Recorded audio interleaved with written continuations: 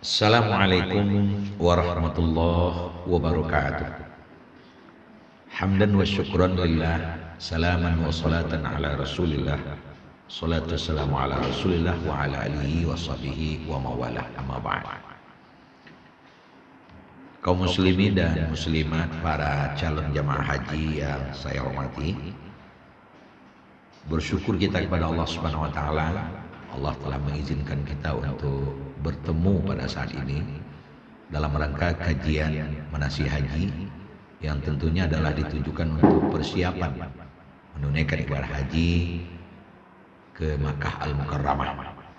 Kita berharap kiranya yang kita lakukan ini pertama betul-betul bermanfaat, dapat menambah kontribusi perbendaharaan kita dalam lebih menyempurnakan ibadah sesampai di tanah suci, dan yang kedua tentunya bisa membuahkan haji yang mabrur.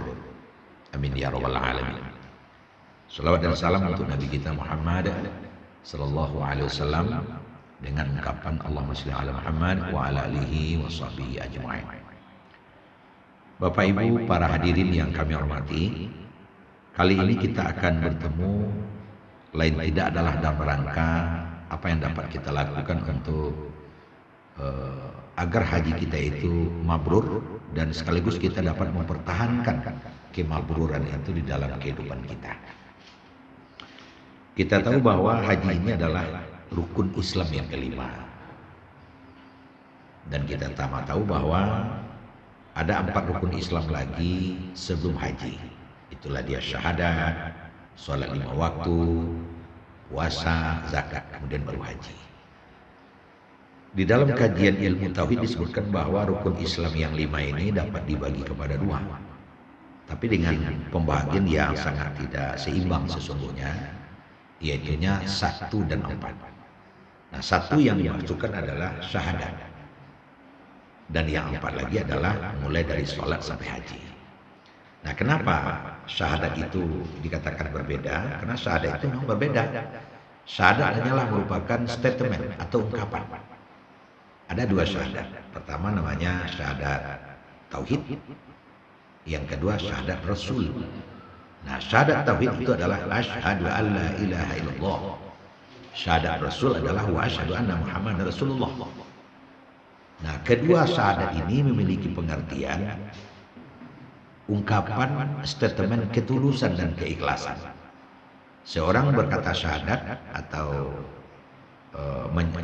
menaik saksi mengucapkan 2 kalimat syahadat baru dikatakan sempurna kalau dia sudah memiliki 3 syarat.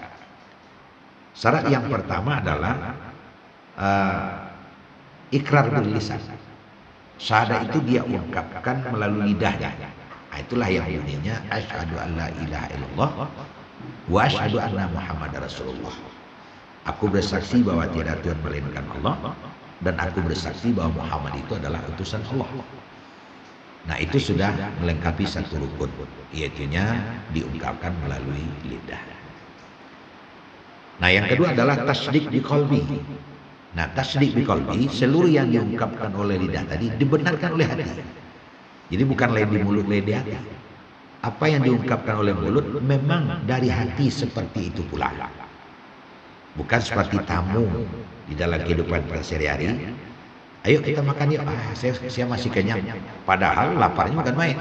Itu lain di mulut, lain di hati.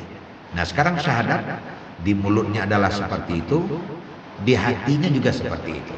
Nah, sehingga betul-betul yang diungkapkan oleh mulut itu dibenarkan oleh hati. Nah, syarat yang ketiga adalah wa'mal bil arkan. Yang diungkapkan oleh lidah, yang dibenarkan oleh hati tadi dibuktikan oleh perbuatan. Nah, dibuktikan oleh perbuatan.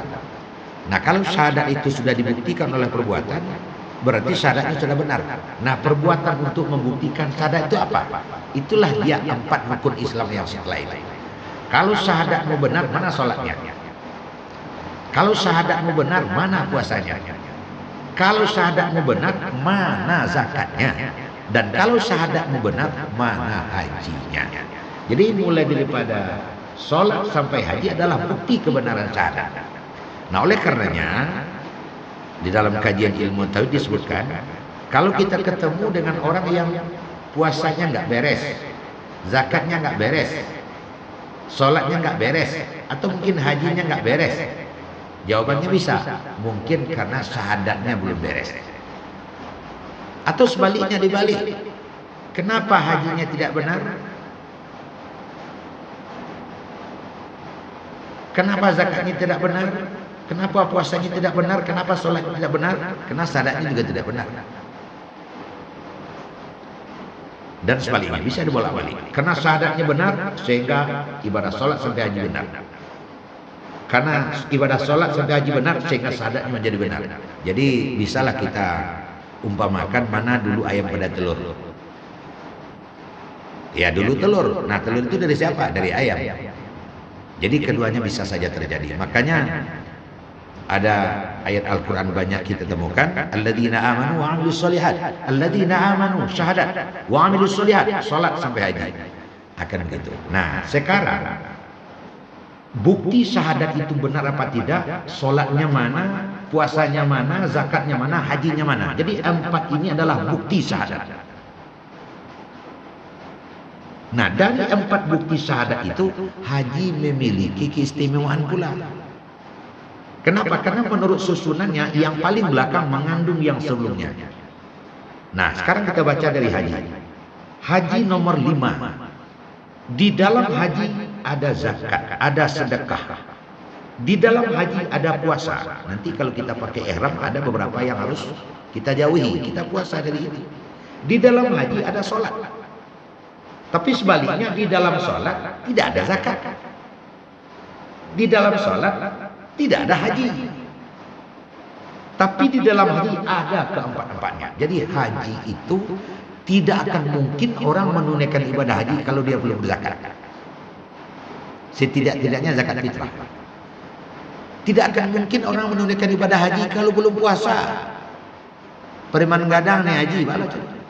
Tidak akan mungkin orang nih haji kalau belum sholat. Tapi adakah orang yang sudah sholat tapi belum nih haji? Banyak. Orang yang sudah menunaikan ibadah puasa tapi belum niat haji banyak. Tapi orang yang sudah menunaikan ibadah haji pasti rukun Islam semua sudah diamalkan. Di situ letak keistimewaan haji. Hadirin yang kami hormati, dalam rangka menjaga kemabruran haji. Artinya kemabruran seluruh rukun Islam. Karena orang yang berhaji sudah pasti sholat, sudah pasti puasa.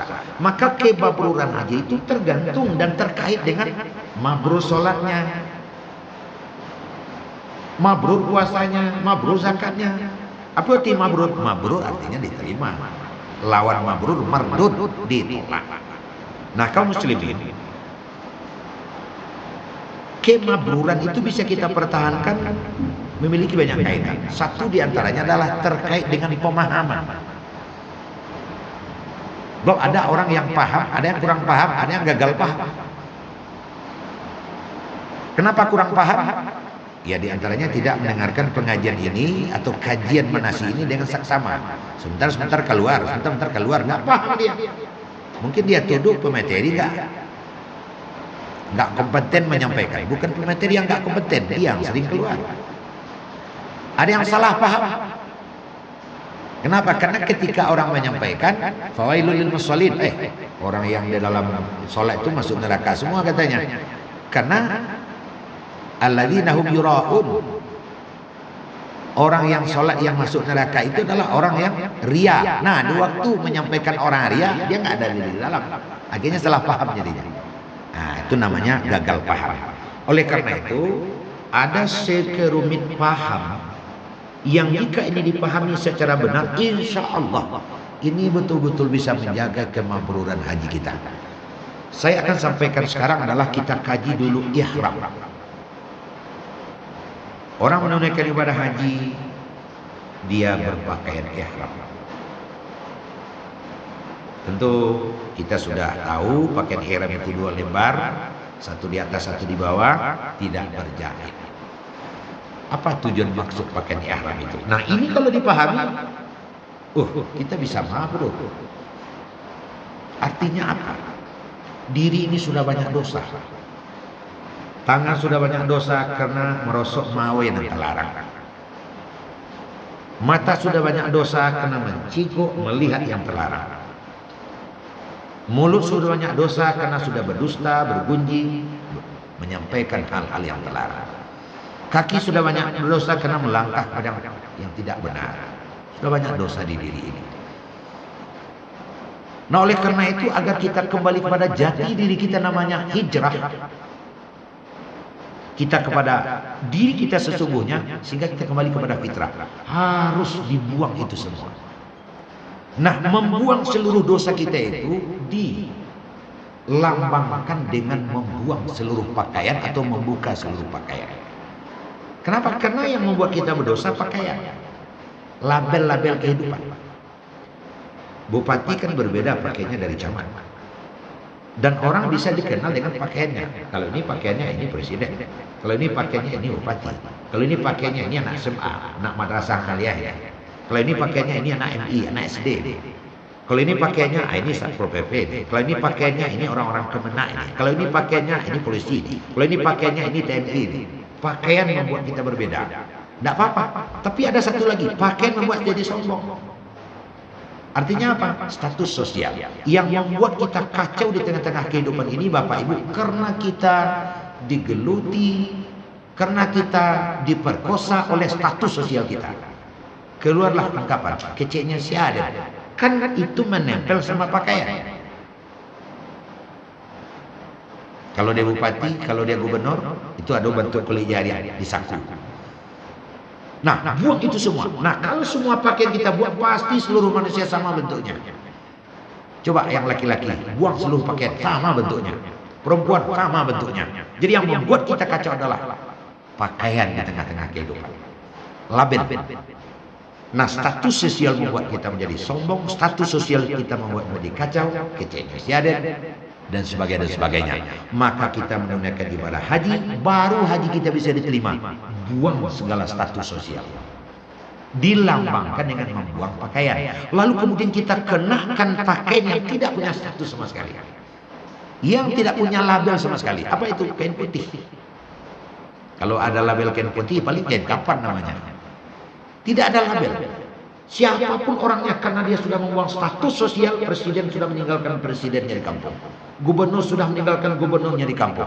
Setelah dia pergi ke Makkah Al-Mukarramah, seluruh status sosial itu ditinggalkan, sehingga dia pakailah pakaian yang tidak punya label. Dia kembali kepada 0 derajat, zero. Itulah hikmah memakai pakaian ihram, agar kita bisa menyerapkan ke diri kita bahwa kita seketika berada di Makkah Al-Mukarramah, kita hanya satu, yaitu hamba Allah. Bapak Ibu hadirin, mungkin kajian ini belum pernah dia dengar, mungkin kajian ini belum pernah dia baca, sehingga ada orang yang mentang-mentang di kampung dia camat, dia bawa camatnya ke Mekah. Tentang dia bupati, wali kota, dia bawa ke Mekah, masih minta dilayani, padahal dia sudah menunaikan ibadah haji. Enggak mabrur hajinya. Haji saja enggak mabrur, bagaimana melestarikan haji mabrur? Nah, oleh karena itu pakaian ihram itu hikmah dan tujuannya adalah seperti itu. Sejauh mana kita bisa membuang status sosial kita, sehingga nanti kita tidak minta dilayani. Ambil nasi ambo, ambil nai ambo, itu bupati itu sengkek di rumah, itu camat sengkek di rumah, itu kepala kantor sengkek di rumah, itu kepala dinas sengkek di rumah.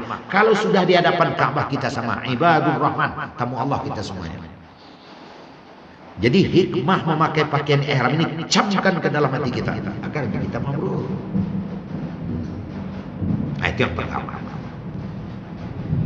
Kemudian yang kedua, kaum muslimin dan muslimat, calon jemaah yang kami hormati, inti dan pusat haji itu adalah Ka'bah. Walaupun nanti Al-Hajju Arafah, haji itu hadir di padang Arafah, tapi tidak ada haji kalau tidak ada Ka'bah. Ka'bah itu berada di tanah suci Mekah, dan Ka'bah itu dinamakan dengan Baitullah. Baitullah bahasa kita adalah rumah Allah. Bukankah di dunia ini setiap rumah ada halaman? Ada. Ka'bah atau Masjid Haram itu adalah Baitullah, maka Mekah secara keseluruhan adalah halaman rumah Allah. Jadi kalau kita umpamakan ada rumah dinas bupati, rumah dinas gubernur, rumah itu adalah rumah dinas, kemudian ada pekarangan. Pekarang itulah yang Mekah. Maka seketika kita masuk ke rumah bupati, mulai dari kita masuk pekarangan, berarti kita sudah masuk ke rumah bupati. Aturan yang kita pakai aturan bupati. Sedangkan mau masuk rumah bupati, rumah wali kota, kita mandi dulu kok. Kita bersihkan badan dulu, bersihkan sepatu, pakaian kita nggak bisa pulang dari sawah langsung masuk ke situ, apalagi rumah Allah. Maka tidak boleh masuk ke rumah Allah kecuali berpakaian ihram. Kenapa? Karena saya hanya akan menerima tamu ibadi, hamba-hamba saya. Bupati tidak ada yang terima oleh Allah. Makanya masuk ke tanah suci wajib berpakaian ihram. Nah, makanya tempat start mulai berpakaian ihram itu dia adalah Miqat. Kalau kita dari Madinah itu ya Lam-Lam. Kalau kita dari Madinah itu Bir Ali. Nah, kalau kita dari tanah air gelombang kedua, gelombang pertama kita menunaikan haji itu di Yalam. Nah, kita mulai untuk memakai pakaian Ka'bah sesuai buku petunjuk Kementerian Agama adalah di Jeddah. Nah, kalau kita gelombang kedua, kita mulai untuk menunaikan ibadah haji, kita berpakaian ihram di Bir Ali. Itu pakaian ihramnya sudah mulai dari Madinah. Nah, itu hikmahnya. Karena kita mau masuk ke tanah suci, kita berpakaian ihram. Mulai start. Start apa? Kenapa mulai start? Kita sudah mulai masuk ke halaman tanah suci. Tinggalkan segala status. Tidak boleh dibawa. Dan itu membuat haji kita nanti berantakan. Kaum muslimin, setelah kita sampai di Makkah Al-Mukarramah, pekerjaan pertama yang kita lakukan dalam rangka menunaikan ibadah haji adalah tawaf. Kalau kita baru datang namanya tawaf qudum, tawaf umrah. Apa itu tawaf? Mengelilingi Ka'bah dengan berpakaian ihram. 7 keliling. Kalaulah kita tidak memahami maksud dan tujuan, ada apa berkeliling? Kalau 1 kali gimana? Kalau 2 keliling bagaimana? Kalau 4 bagaimana? Kok harus 7? Apa itu sebenarnya? Tawaf adalah kehidupan itu sendiri. Kita diperintah oleh Allah Subhanahu wa taala untuk mengekspresikan hidup kita dengan tawaf. Kita dalam hidup hanya tawaf. Dari Hajar Aswad ke Hajar Aswad. Bagaimana awalnya, begitu akhirnya. Dan hidup kita hanya 7 keliling, kita akan ketemu itu lagi. Apa saja adalah tawaf. Nah, saya umpamakan seperti ini. Saya tanya sama ibu dan bapak, tidak perlu dijawab, dalam hati saja jawab. Apa saja kehidupan kita adalah tawaf. Kita memulai kehidupan dengan tidak punya gigi, maka akan berakhir pula kehidupan kita dengan sudah tanggalnya gigi. Kan tawaf. Di mana mulainya? Di situ akhirnya. Bagaimana mulainya? Seperti itu akhirnya. Kita lahir dari perut ibu kita tidak punya tenaga. Kita tergantung kepada ibu kita. Kita tergantung kepada ibu. Maka setelah kita tua, kita juga tergantung pada orang lain. Kalau dulu kita nggak bisa berdiri, akhirnya kita juga tidak bisa berdiri. Kalau dulu kita payah berdiri, kenapa kita payah berdiri? Kita tidak punya tenaga, kembali tidak punya tenaga. Menandakan kehidupan kita sudah mulai berakhir. Ada anak-anak yang baru lahir matanya langsung lihat orang? Enggak. Anak-anak matanya enggak melihat. Walaupun matanya terluka tapi tidak melihat. Nah, kalau lah mulai kabur matu anak mati itu. Itu tawaf namanya. Ketika kita lahir la ta'lamuna syai'a, kita enggak tahu ibu kita, enggak tahu bapak kita. Enggak tahu siapa-siapa, kakak kita enggak tahu. Nah, kalau lah mulai lu lupa di bini, di anak, di kakak, lah mati lu, itu tawaf. Nah, sadarilah bahwa kehidupan kita adalah tawaf. 7 kali awak diajak waktu itu. Nah, siapakah orang yang tawaf yang telah memahami ini? Ternyata hidup kita hanya sebentar. Kalau sekarang tenaga saya sudah mulai agak kurang, menandakan saya sudah mulai tua. Kalau gigi saya sudah mulai tanggal, menandakan saya sudah mulai tua. Pintu kubur sudah mulai mendekat. Persiapan untuk mati sudah mulai.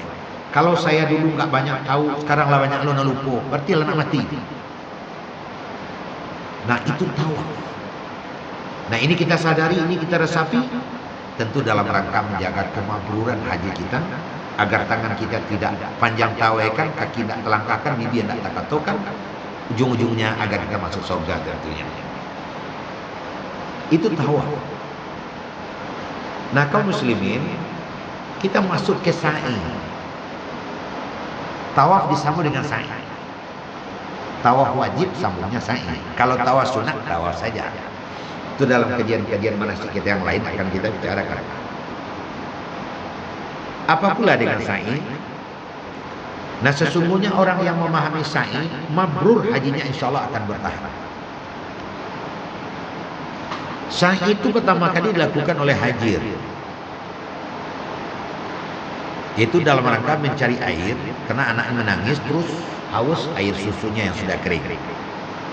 Naik ke Safa nggak kelihatan orang, turun naik ke Marwah nggak kelihatan orang, turun naik ke Safa. 7 kali pula. Akhirnya Allah takdirkan ada burung dapatlah air. Itulah dia Zam-Zam. Sampai hari ini nggak pernah putus-putus airnya. Pertanyaannya adalah,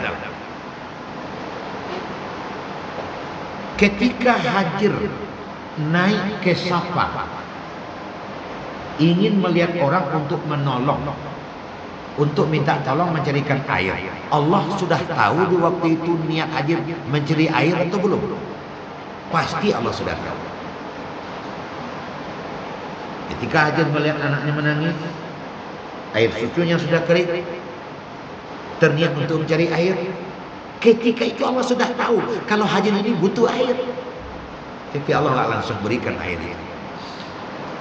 Kalau Allah ingin langsung berikan air, apa sulitnya bagi Allah? Tapi apa yang terjadi? Allah biarkan dulu itu Hajir berusaha, bolak-balik dulu, 7 kali bolak-balik. Itulah hakikat usaha dalam hidup. Artinya apa? Agar berusaha, rezeki kita sudah disediakan oleh Allah. Tapi ingat, Allah nggak akan datang mengantarkan nasi bungkus. Nasi bungkus kita sudah ada, tapi jangan anggap malaikat datang antarkan ke rumah. Ketuk pintu, ini nasi bungkusmu. Enggak.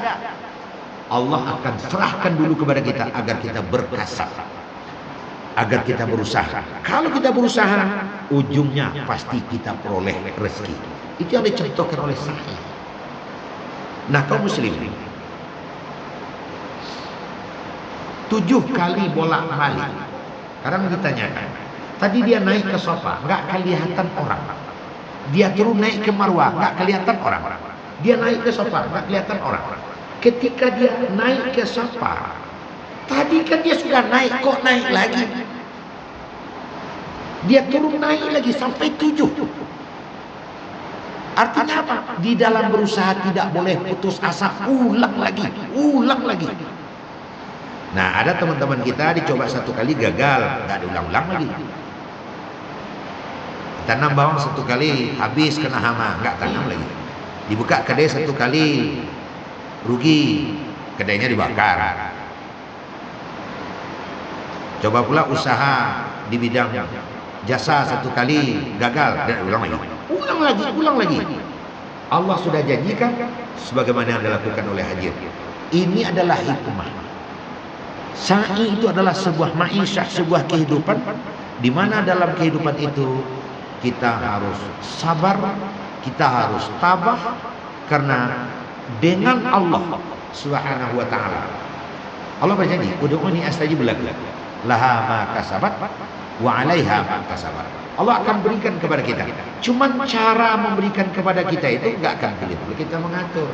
Kita sifat kita meminta, Allah memberi. Kita terlalu harus tunduk kepada yang memberi. Mau dikasih separuh dulu, mau cash, mau kredit, itu Allah yang punya. Tapi biasanya Allah jarang yang mau cash dengan kita. Allah pada umumnya memberikan rezeki dengan sifat kredit. Nah begitu ceritanya Bapak dan Ibu. Kenapa Allah tidak mau cash? Karena kalau selalu cash manusia jadi sombong. Makanya kredit. Yang kita minta Senin, Jumat baru dikasih. Yang minta bulan ini, bulan depan baru dikasih. Yang minta bulan ini, tahun depan malah baru dikasih. Kredit. Tapi kalau sekali kilik sekali patih, minta kini lagi, minta kini lagi, sombong manusia. Akhirnya manusia lupa sama Allah. Itu yang dicontohkan oleh Allah di dalam sa'i. Nah, kami berharap, kita semua berharap, di waktu kita tawaf, kita pahamkan itu. Inilah kehidupan. Sudah berapa umur kita? Di waktu kita sa'i, kita pahamkan itu. Bahwa saya dalam hidup harus seperti ini. Sabar, ikhlas, dan sungguh. Nah, sabar, ikhlas, dan sungguh itu, nah, kan tadi juga contohkan. Kenapa Haji bisa tahu di sana ada air? Ternyata ada burung yang menunjukkan. Kenapa ada ingatan Haji kepada air? Anaknya ada menangis. Artinya apa? Kita dalam hidup tidak bisa sendiri, perlu bantuan. Bahkan dari binatang sekalipun perlu bantuan. Makanya amat sombong jika ada orang mengatakan dirinya bisa hidup. Itu hikmah-hikmah yang bisa memotivasi kita. Kalau begitu saya hormat sama orang. Karena di dalam bagai hadis, satu diantaranya adalah bahwa kemabruran haji itu ditentukan oleh dua. Pertama, it'amul miskin, it'amul ja'i. Dia pulang dari menunaikan ibadah haji, sangat suka memberi makan orang lapar. Yang kedua, ifsa'us salam. Setelah pula yang menunaikan ibadah haji, dia sangat suka menebar salam, menebar kedamaian. Baik dalam sikap perilakunya di berumah tangga, bertetangga, tentu bermasyarakat, bahkan berbangsa dan bernegara. Kalau semuanya sudah seperti itu, saya yakin masyarakat ini akan jadi elok. Dan orang-orang yang sudah pulang dari Mekah Al-Mukarramah, dia punya sikap dan perilaku yang berbeda dengan mempertahankan kemabruran haji. Dasarnya adalah sebelum dia berangkat, dia harus memiliki pemahaman-pemahaman, dan pemahaman itu akan berbuah nanti. Satu, sempurnanya ibadah haji. Yang kedua, mampunya mempertahankan pelestarian ibadah haji itu. Karena banyak orang yang tidak paham, karena banyak pula orang yang tidak memabrurkan hajinya. Kenapa? Karena dia biasa terasa haji itu pergi berwisata saja, terasa haji itu pergi main-main saja. Kenapa itu dia rasakan? Karena tidak dilengkapi dengan ilmu-ilmu yang tadi itu. Nah, jadi diharapkan kepada kita, Bapak dan Ibu, kita ikuti manasik ini dengan baik, dengan sungguh-sungguh, dengan ikhlas, dengan jujur. Tuntung nanti kita berniat, kita bermohon kepada Allah, yang namanya kemabruran itu betul-betul bisa kita rasakan, betul-betul kita bisa amalkan, baik dalam tataran kita sebagai hablum minan nas maupun dalam tataran kita hablum minallah. Ada orang seperti itu, ada. Total berubah kehidupannya setelah dia pulang dari menunaikan ibadah haji. Dia jadi orang baik, jadi penderma, jadi suka bersedekah, menolong orang, baik dia. Tapi sebaliknya ada juga, sajak pulang dari Makkah tambah sombongnya. Itu tidak haji mabrur, haji tabudua namanya. Haji mardud, haji yang ditolak. Sebabnya adalah yang tadi ini. Jadi Bapak Ibu, sekali lagi, karena saat dan masa kita menunaikan ibadah haji masih panjang, insyaallah tahun depan, kalau memang sudah ada regulasi dan aturan ke arah itu, kita bersiap. Makin siap kita, maka manfaat dan buah yang akan kita kutip akan makin sempurna pula. Mungkin kali ini yang dapat kami sampaikan, mudah-mudahan akan ada manfaatnya. Akhirul kalam dari Solok Selatan ke Lubuk sekali. Cukup sekian, terima kasih. Assalamualaikum warahmatullahi wabarakatuh.